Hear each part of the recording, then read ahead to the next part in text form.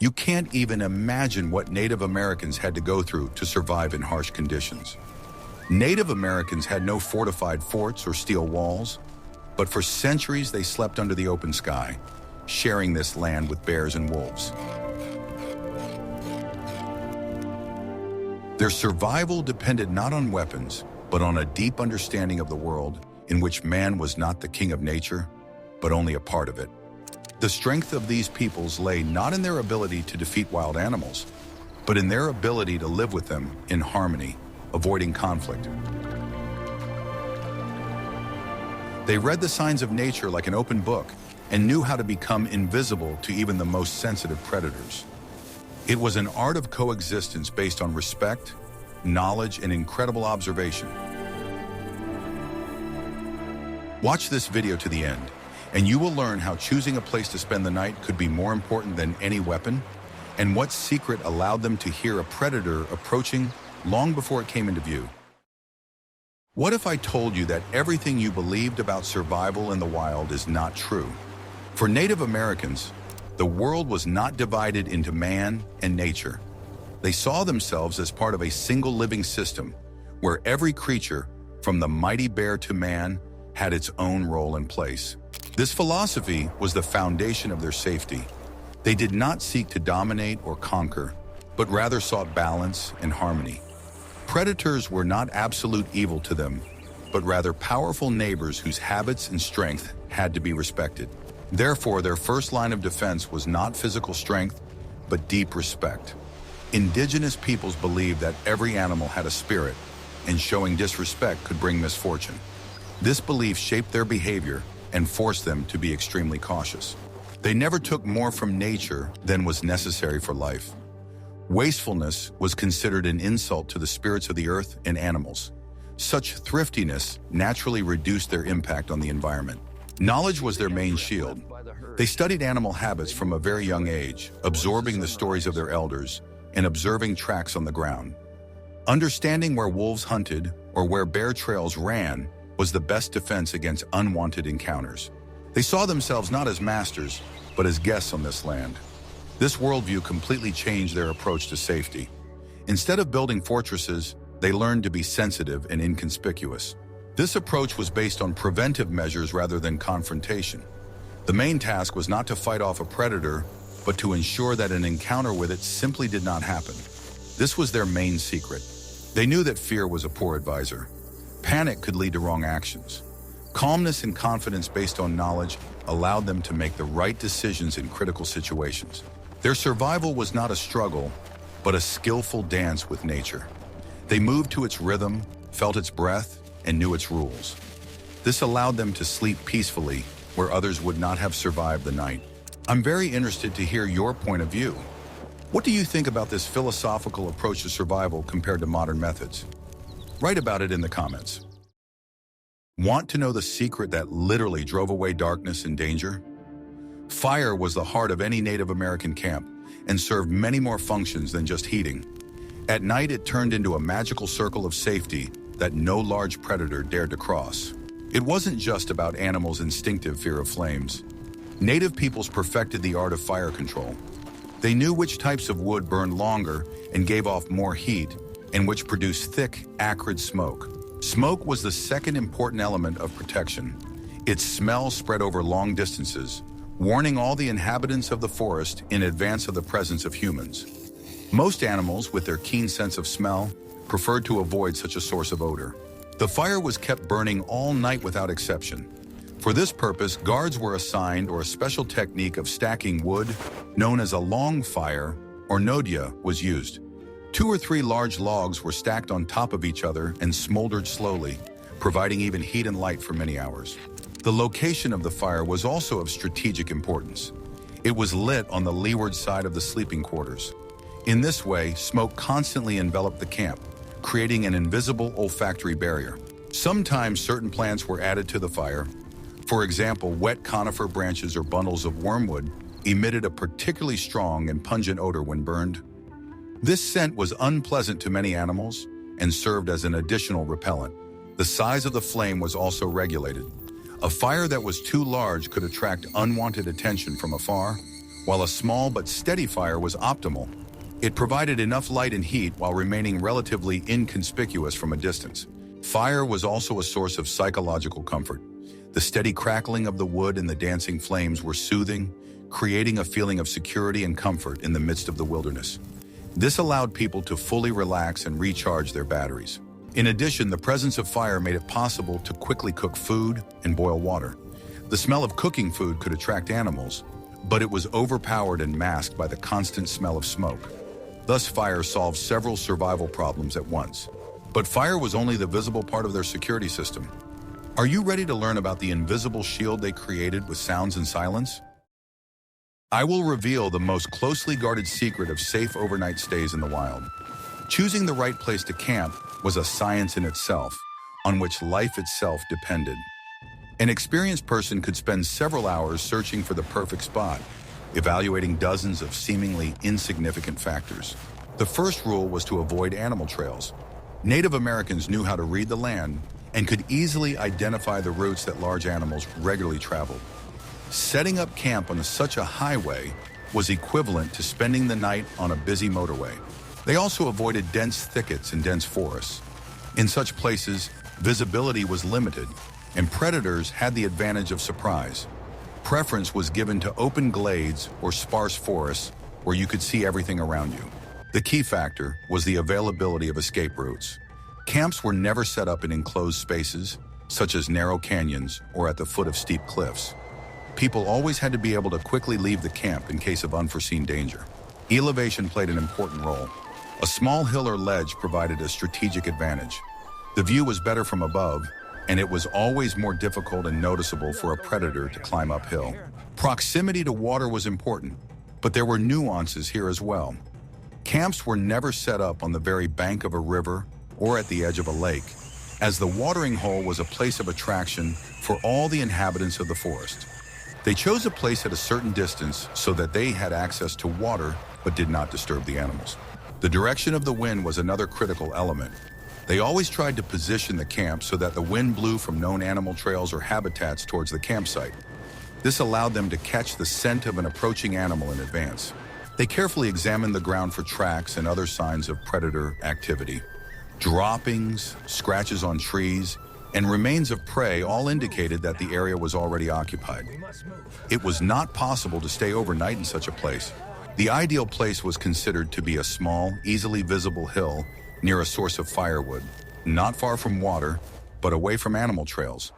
Finding such a combination was not easy and required a great deal of experience. This skill was worth its weight in gold. Thus, the choice of location was not accidental, but the result of a thorough analysis of the terrain.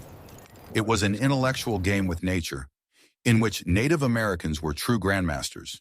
They created safety even before they lit a fire. What you are about to learn will make you listen to every sound. For indigenous peoples, sound was as important a source of information as sight. They knew not only how to listen to the forest, but also how to control the soundscape of their camp, turning it into part of an early warning system. The main rule in the camp was sound discipline. Loud shouting, aimless noise, and sharp sounds were prohibited, especially at night. They understood that any unnatural sound attracts attention and can be perceived by a predator as a challenge or a sign of weakness. They learned to move around the camp almost silently. Smooth, deliberate movements were part of their culture. This reduced the likelihood of accidentally breaking a branch or stumbling and making a loud noise. At the same time, they did not strive for absolute silence. Sometimes monotonous, rhythmic sounds could have a calming effect on the surrounding fauna. For example, a quiet song or measured beats on a small drum signaled that there were confident people here, not frightened prey. Native Americans were masters at imitating the sounds of nature. They could mimic the cries of birds or the voices of animals. These skills were used to communicate over long distances so as not to disturb the natural soundscape of the forest with human speech. But the most important skill was listening. At night around the campfire, they did not engage in loud conversations, but listened carefully to the symphony of the forest. Every sound had its own meaning. The alarm call of a night bird, the crack of a branch, the sudden silence of cicadas. These were all signs that they knew how to read. They knew that every predator had its own sound signature. An experienced hunter could determine from a barely audible rustle who was making it, a small rodent or a sneaking wolf. This skill had been honed over the years and was vital. For added security, a signal system could be set up around the camp. Dry branches or bundles of bones were hung on the paths leading to the campsite. Anyone who tried to approach unnoticed inevitably made a noise that was immediately picked up by the keen ears of the guard on duty. They understood that the greatest danger was silence.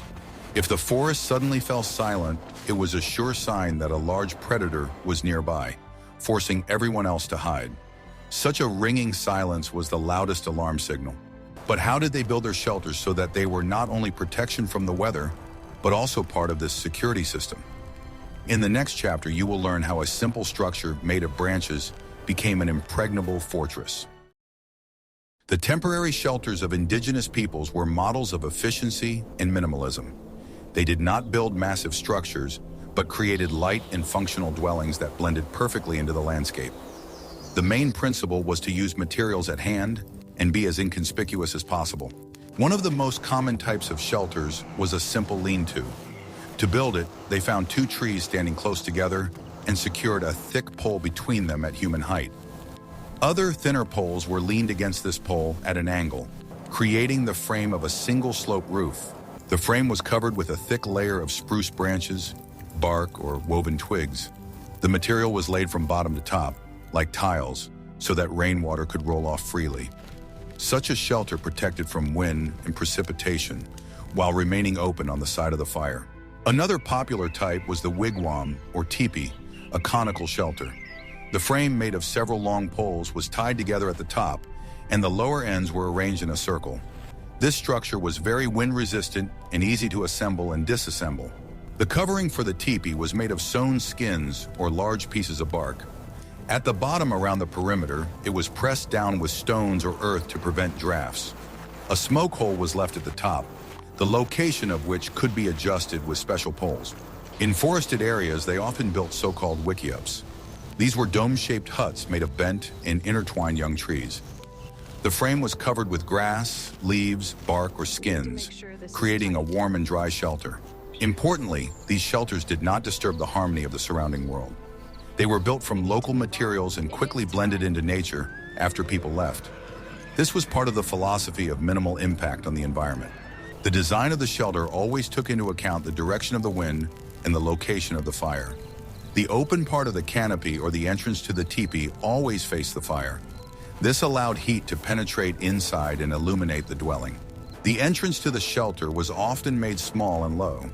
This helped to keep the heat inside. In addition, to get inside, you had to bend down, which made it difficult for large animals to enter.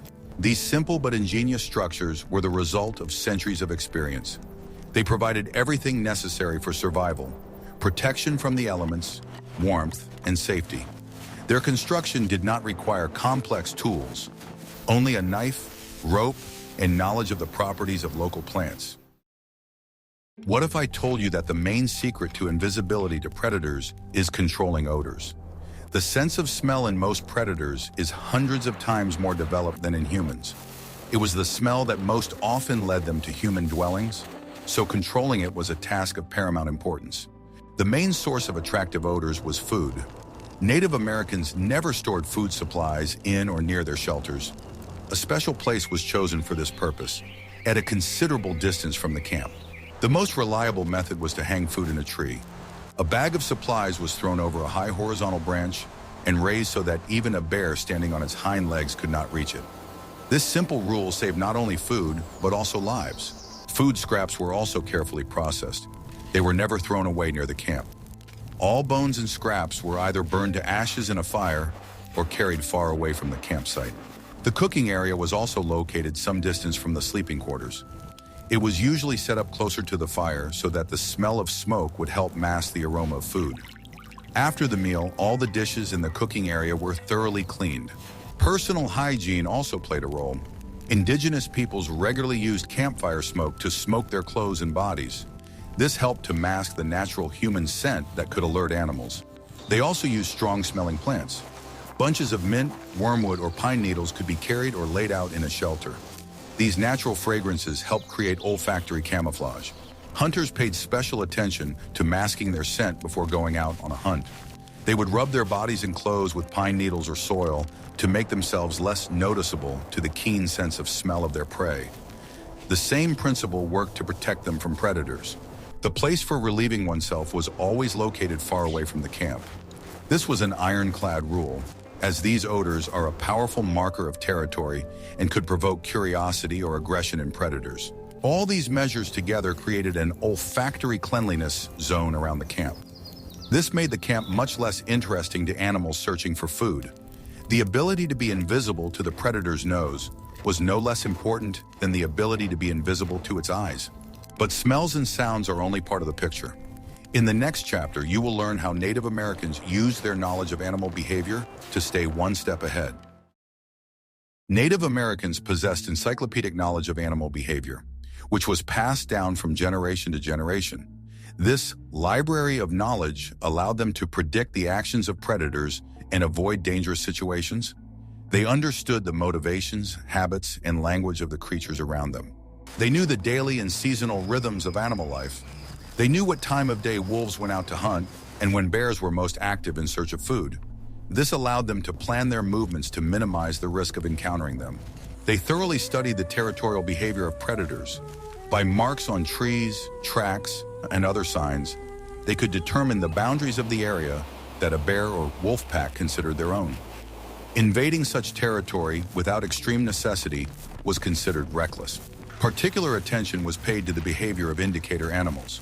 For example, a sudden flight of a flock of crows or the alarm calls of jays could indicate the presence of a large predator nearby. These little guardians of the forest were a reliable early warning system. They understood that a well-fed predator is not a dangerous predator. After a successful hunt, wolves or bears could rest for several days without posing a threat. The ability to find the remains of a predator's prey provided valuable information about its current condition and intentions. Indigenous peoples distinguished between different types of behavior. They could tell the difference between the simple curiosity of a young animal and purposeful pursuit or territorial defense. This assessment of the situation allowed them to choose the right course of action in response. Ultimately, this allowed them to think like a predator. They could anticipate its next move and act preemptively. This ability was their main cognitive advantage in the wild. Survival in the wild was a collective effort. The safety of one person depended on the vigilance of the entire group. Therefore, social organization and a clear division of responsibilities played a key role in protecting the camp. Native Americans rarely traveled or slept alone. A group of several people created more noise and smell, which in itself scared away many animals. A predator will always prefer to attack a lone target rather than mess with a whole group. In any camp, even the smallest, night watch was organized.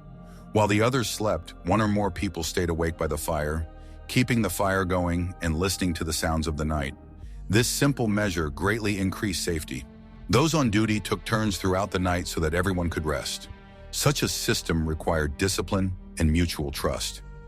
Everyone understood that the lives of their comrades depended on the responsibility of the person on duty. Special attention was paid to the perimeter of the camp. Before nightfall, it was carefully inspected. The person on duty during their shift also made periodic rounds to ensure that everything was calm. There were always more experienced people in the group who taught the younger ones. Knowledge was constantly being passed on. In conversations around the campfire, during joint treks and hunting trips. Thus, centuries of survival experience were preserved. Stories and legends were also an important teaching tool. In allegorical form, they told of animal habits, the mistakes made by careless people, and the rules of behavior in the forest. These stories were more memorable than dry instructions. Thus, safety was the result not only of individual skills, but also of the coordinated work of the entire group. Everyone contributed to the common cause, creating a system of collective vigilance. It was a social fortress, its walls woven from trust and responsibility. Perhaps the most paradoxical and yet most effective tool for survival was respect. In the worldview of indigenous peoples, predators such as bears and wolves were not just animals, but powerful spiritual beings. They were treated with reverence and even fear, and this shaped a safe model of behavior. Before going hunting or on a long journey, people would perform certain rituals. They asked the spirits of the forest for permission to enter their territory and for protection from danger. This put them in a serious and respectful mood. They never provoked animals unnecessarily. If they accidentally encountered a predator, the main task was to demonstrate their peaceful intentions and give it the opportunity to leave. Looking directly into its eyes, shouting, or making sudden movements could be perceived as aggression. There were certain taboos. For example, it was forbidden to say the name of a bear aloud in the forest. Instead, allegorical names such as master or old man were used. It was believed that this could attract its attention. If a hunter had to kill a bear for the survival of the tribe, it was accompanied by complex rituals. The animal was asked for forgiveness, its spirit was appeased in every way possible, and its bones were buried with special honors. This showed that the killing was a necessary measure, not a senseless act of violence. This attitude ruled out the possibility of thoughtless and cruel hunting of predators. Native Americans did not seek to exterminate wolves or bears on their territory. They understood their role in the natural balance and recognized their right to exist. Respect was also expressed in language. In tales and legends, bears and wolves often appeared as wise mentors, ancestors, or powerful spirits with supernatural abilities. They were an important part of their cosmology, not just pests. Thus, their main weapon was not a stick or a spear, but their culture itself. It shaped behavior that made humans less visible and less confrontational in the eyes of wildlife. Respect was their invisible shield. In summary, the Native American survival system was holistic and multi-layered. It included practical skills, deep knowledge, and a strong spiritual foundation. All these elements were inextricably linked and reinforced each other. They did not survive in spite of nature, but because of it. The forest was not a hostile environment for them, but a home full of resources, clues, and allies. They knew how to use everything that nature gave them to ensure their safety. Their approach was proactive, not reactive. They did not wait for a problem to arise, but did everything possible to prevent it. Choosing a place for a camp, managing odors, sound discipline, all these were preventive measures. The key difference in their worldview was the absence of anthropocentrism. They did not consider humans to be the pinnacle of creation, entitled to do anything they wanted. They saw humans as just one thread in the complex web of life, where all are equal and interconnected. It was this view of the world that allowed them to sleep peacefully alongside the most dangerous predators on the continent. They did not violate the laws of nature, and nature in turn allowed them to exist. It was a fragile but effective non-aggression pact. It may be difficult for modern humans armed with technology to understand such a philosophy. We are used to relying on high fences, powerful weapons, and electronic security systems. We build walls between ourselves and the wild world. Native Americans did not build walls. Instead, they honed their senses, deepened their knowledge, and cultivated respect within themselves. Their protection was their own awareness and harmony with the world around them. Their experience teaches us that safety is not always the result of superior strength. Sometimes it is the result of wisdom, patience, and the ability to be part of something bigger than yourself. This is a lesson that remains relevant to this day. Their legacy is not just a set of survival techniques. It is a holistic philosophy of life in which man and nature are not enemies, but partners. It is a reminder that the most reliable home is not one built of stone, but one built of understanding and respect. We see that the survival of Native Americans was based not on brute force, but on intelligence, observation, and a deep respect for nature. Their methods are not just a set of life hacks, but a holistic system where every element, from choosing a place to sleep to treating animal spirits, played a role. They proved that the best way to win a battle is to avoid it. This experience shows us an alternative way of interacting with the wild world, a path of coexistence rather than domination. Perhaps this ancient knowledge holds the answers to many modern questions. This legacy reminds us that true strength lies in harmony, not confrontation. What topics from the lives of the indigenous peoples of North America would you like to see in future videos? Share your ideas in the comments and don't forget to subscribe to our channel so you don't miss out on new research into the wisdom of ancient cultures.